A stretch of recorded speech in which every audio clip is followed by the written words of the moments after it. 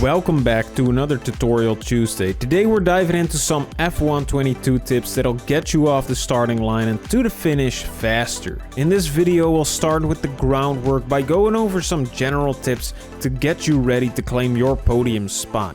These tips are meant for beginners, but even if you're already somewhat further along, there might still be some things in here that'll help you get faster. And consider subscribing if you don't want to miss any future uploads. We're gonna talk about assists first, because if these are set up wrong, you'll be so much slower than you'll have to be. If this isn't the case already, be sure to turn these off: steering assist and braking assist. These are meant as accessibility options. They'll interfere with your steering and your braking, and you'll be a worse driver for it. The next thing is traction control, and it's something racing games don't simulate very well, and the same goes for F122. When I had traction control set to default, I thought my pedals were actually broken because F122 completely cuts your power once wheel spin might occur. When traction control is fully turned on, you won't be able to get on the power as early and you'll be missing out on loads of speed. So my recommendation would be to set it to medium if you're still getting the hang of the game, or completely turn it off if you're feeling brave. Let's take a look at the difference when traction control is fully turned on compared to the medium setting. We can see this beautifully in this TrackTitan analysis. The reference lap in blue is with TC set to medium, while the orange lap is with traction control fully turned on. The impact of full TC becomes evident in turn 1 already, where the reference lap with medium TC is later on full throttle, but because full TC is cutting power while on full throttle, the car on the reference lap is quicker out of the corner. The next thing is ABS, or anti-lock brake system. It does exactly what it says. It prevents your brakes from locking up. Sounds like great assist, and in all honesty, it is pretty great. Turning this on doesn't lengthen your braking zones that much, and driving with ABS is a lot faster than having a tire lock up in every other corner. So my recommendation would be to keep it turned on unless you're feeling very brave and want to control every aspect of the car. In F122, the dynamic racing line is based on racing lines used in real life. But here's a little secret I'll let you guys in on. F122 is actually a game and not real life, which is why the suggested racing lines are sometimes not optimal to follow. Besides losing you time when you follow it closely, you'll also develop some bad habits, like focusing on the racing line instead of the track up ahead. You'll want to turn the racing line off and learn to rely on yourself. If you want to get better at sim racing, it's beneficial to find the racing line and learn to identify braking markers on your own, or kickstart that process by watching track guides. This way you'll rely on your own observations to drive the car well, instead of a suggested racing line. The virtual racing line also does not take the quirks of the game into consideration. For instance, you can use a lot of entry curb under braking, which is something you won't take advantage of if you're following the game's racing line. The same goes for a couple of sausage curbs the F1 drivers can't use in real life, which would make you slower in comparison to people who use everything that the game allows them to use.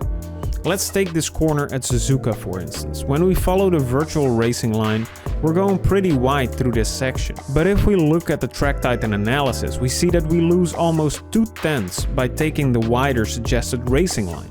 Again, the game suggests this racing line because in real life, drivers take the wider line as a tighter line would scrub off too much speed. Now, if you're completely new to the F1 series or sim racing in general, you can keep the gearbox set to automatic until you get the hang of driving. But having the gearbox set to automatic can sometimes limit you if you want to be faster out on track. It might seem somewhat more relaxed to not have to think about shifting, but it can slow you down. Sometimes you'll want to short shift to have some more traction through a difficult corner, or you want to use engine braking, which both require shifting in a somewhat strange fashion, or at least something that the game will not anticipate. Short shifting can be crucial in saving you from a spin or a crash, which is why you want to have full control over your gear changes. So I recommend you turn off the automatic gearbox and learn to shift by yourself, because in the long run, it is an important skill to get right.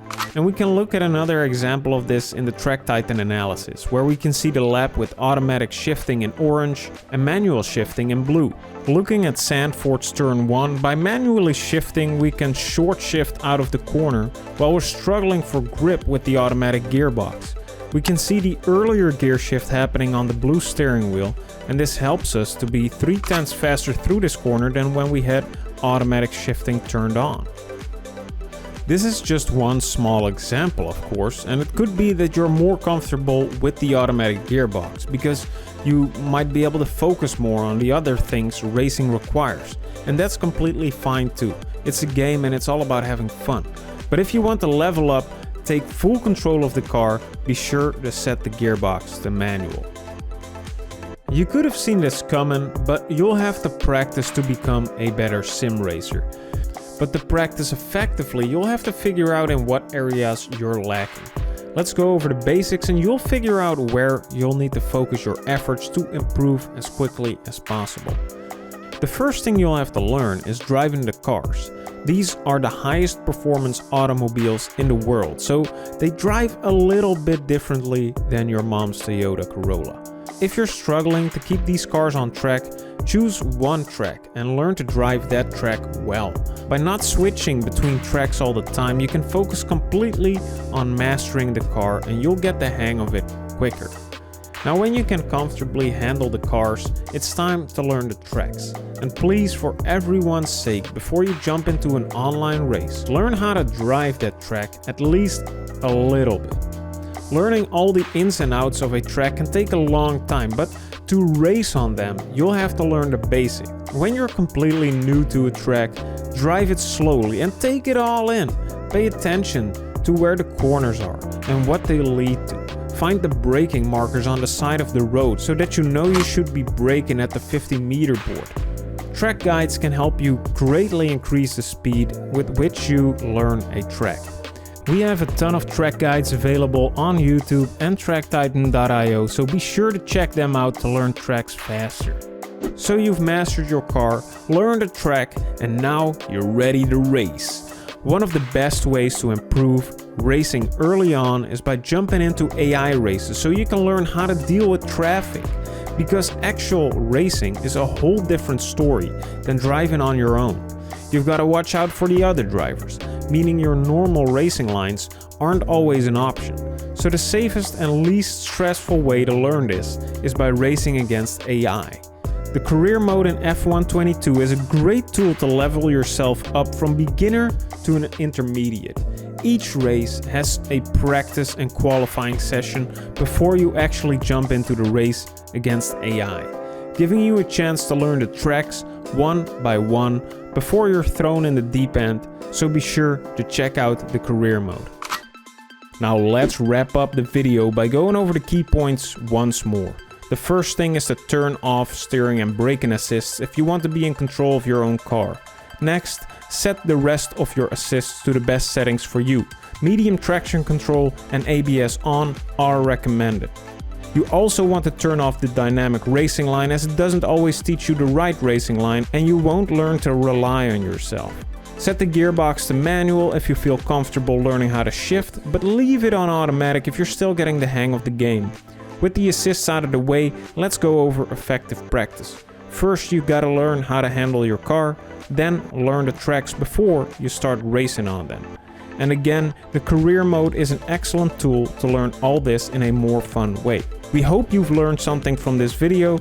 Let us know in the comments if you have some great tips of your own, so we can all learn from them. And be sure to check out this Paul Ricard track guide to be prepared for the upcoming F1 race, and we'll see you in the next one.